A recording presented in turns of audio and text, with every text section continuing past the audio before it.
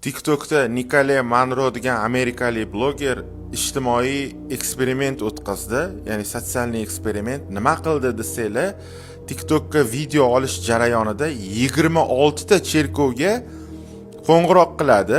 Hozir bu xabar Amerika TikTok olamida bomba bo'lyapti, yomon portlayapti. Nima bo'ladi? U 2 oylik chaqalog'im bor deb chaqalog'i sahnalashtiradi, yig'i ovozini sahnalashtirib, chaqaloq yig'layotgan fon orqasida cherkovlarga telefon qiladi. Meni 2 oylik chaqalog'im bor, chaqalog'im yig'layapti. Menga ya'ni formula 2 oylik bolani formula suti kerak. Sutim yo'q deydi.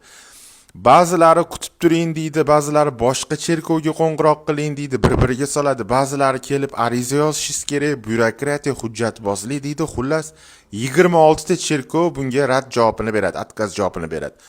Endi qani deb bitta musulmonlar masjidiga qo'ng'iroq qilganida masjid imomi darhol yordam beramiz, qattasiz jo'natamiz deydi.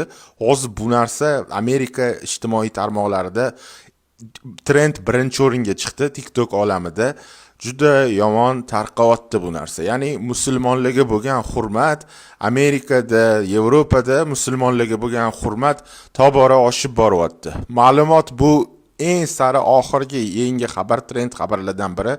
Video yoqqan bo'lsa like bosinglar, kanalga obuna bo'lishni unutmanglar.